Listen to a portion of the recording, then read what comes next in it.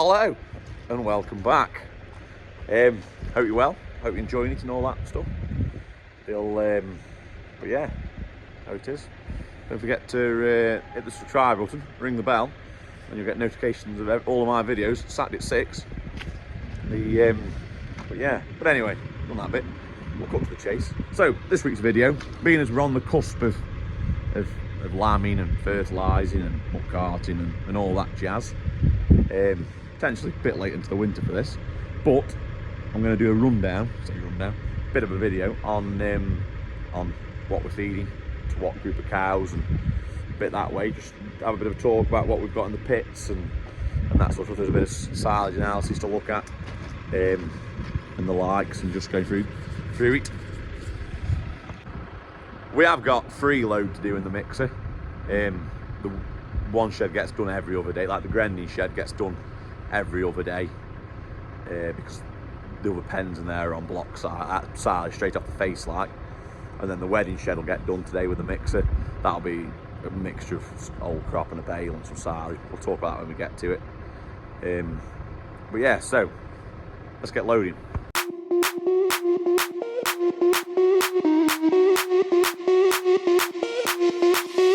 Sound the alarm, I'm coming up.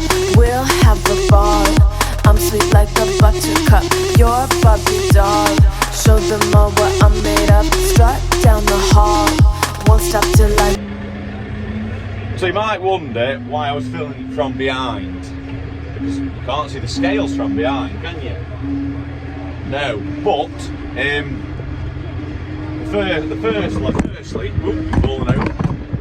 firstly, I'll just hold you.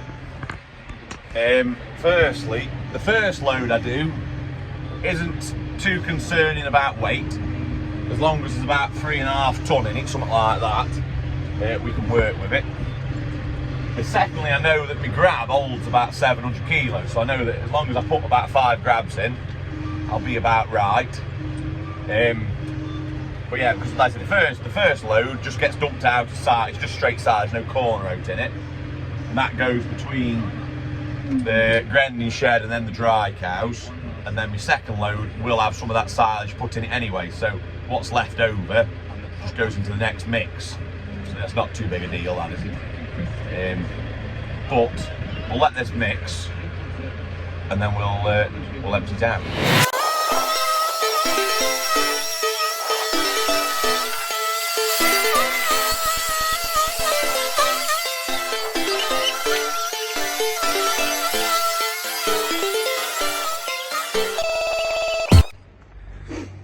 We're working at 2 pits of silage at the minute. That pit is the bottom pit off the tour, if you remember. If you haven't seen the tour, go back and watch it. That is the first cut from 2023. I will get the analysis up of that one in a minute for you. I say it's good stuff.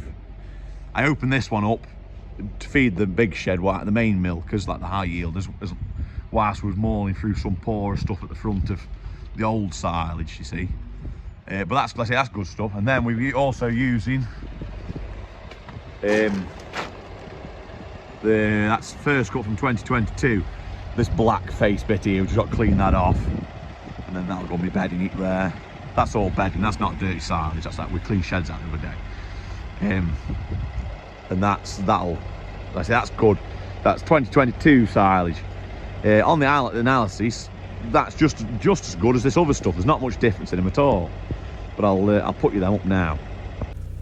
So here is the analysis for the bottom pit, like the one without the bedding in.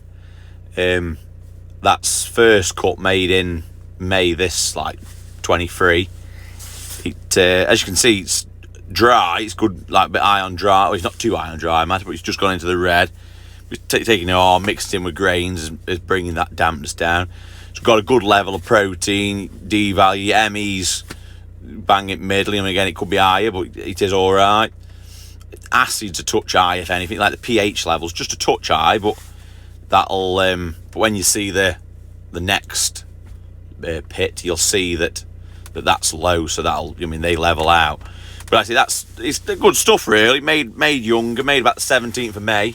No additive on it, so it's without additive, and it was a nice time when we got it. But I'll just get the next one up for you, and then you can have a look at that one. So that's the other pit, one with the pile of bedding in. Like I say, it's not as dry as you can tell. Protein isn't just as high. Your ME's similar, again, perhaps a bit better in that one, really. Like I say, your pH is a lot lower, and your sugars is a lot lower on it. But whether that's because it's had to stand, like, is it because it's 12-month-old, and as well, it was gotten a bit longer, it was a bit more overgrown. That stuff wasn't just as young. It got nearer the end of May. But like the spring the summer weren't as good, and we sort of weren't just as dry because we sort of snatched at it a bit. There was sort of 3 good days, so we had to do it. But then again, there was additive on so much of it. But I say so much because like, it was a monster crop, and we'd got enough additive, and then when we started mowing, we realised we got nowhere near enough additive. But that's that size, like I say. So that's but hey, let's get it in the mixer, eh? So for the wedding shed, second load, we've got a bale of Silage type stuff, which for the year we had, smells nice stuff. Isn't bad, really. And that was made through the old crop. That, so it was grazed till the beginning of June, and then but not mown till probably middle of August. But no fertiliser, no muck on it. So it is good stuff. But like off that floodplain where we did that fencing, it does smell nice. It's good stuff, that. And then we're going to put these 2 bales of old crop in, which is just that one there is a bit rubbish. I might not put that in yet. Or might just be alright at the mix, I suppose. But these are oats in it. The oats are it looks a good bale. But it's like the quality of the oats in it. But when you analyse it, it's poor. Like there isn't much goodness in them. Overall, like it's poor stuff. But it's just a case of getting rid of it. Like, well, anyway, we'll get loaded.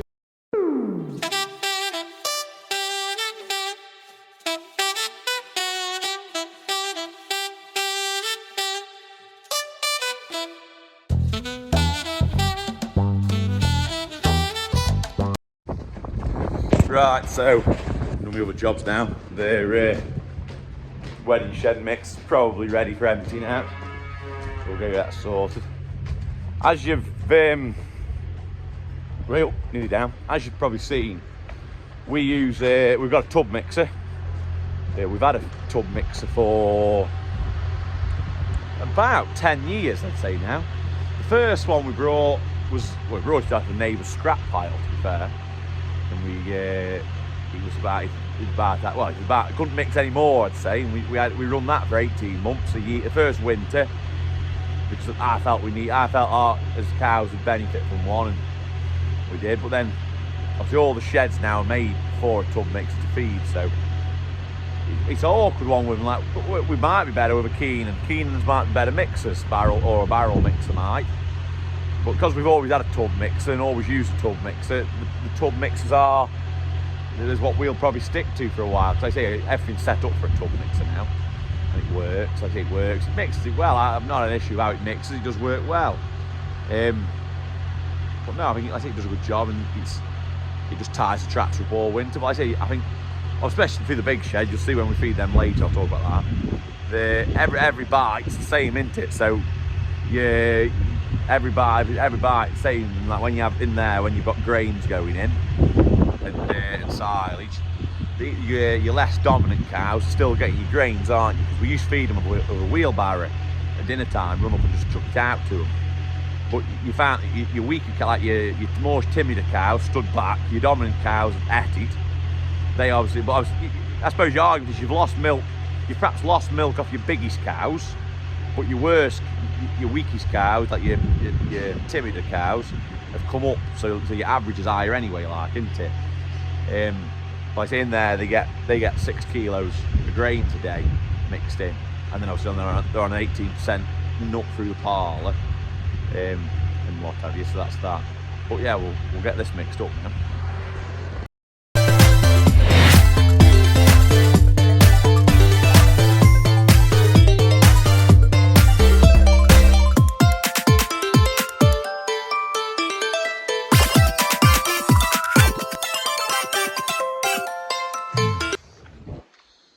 That's them lot fed then.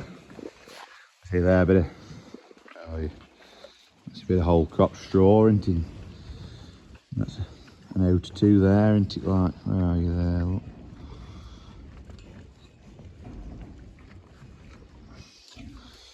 This size. I say these here, some of these will go to bull in another 3 months, but beginning of June for suckler cows.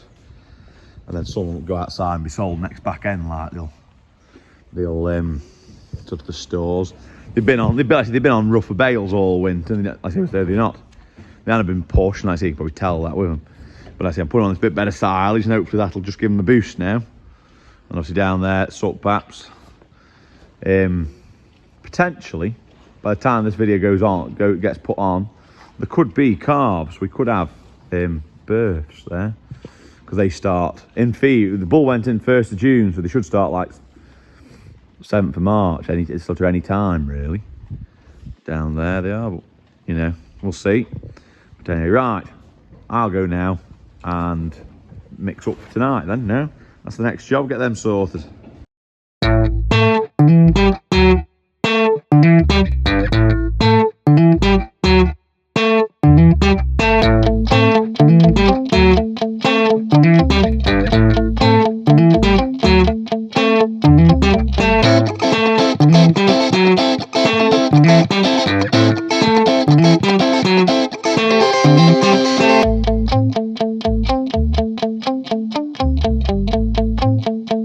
So we've milked now, put a bit of charge on the phone so we can actually film a bit more, because that went dead on us.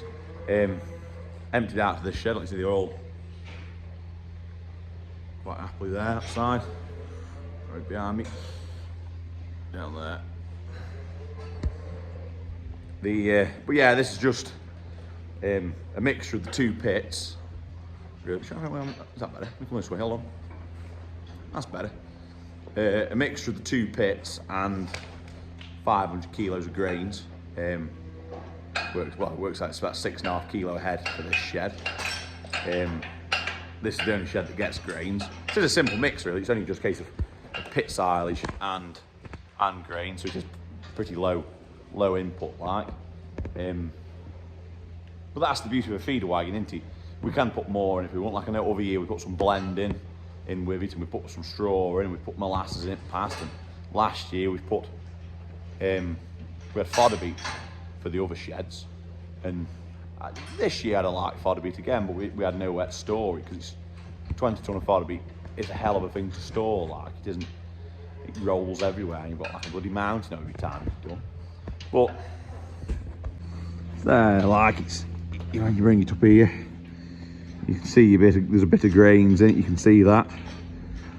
See, that's mixture of your silage and stuff, and it's not bad stuff. I say it's good stuff, good silage really, and grains making better of it. When you come to it, it smells nice. Like I say, it's nice stuff, and it's I say it's obviously palatable because they're eating it well.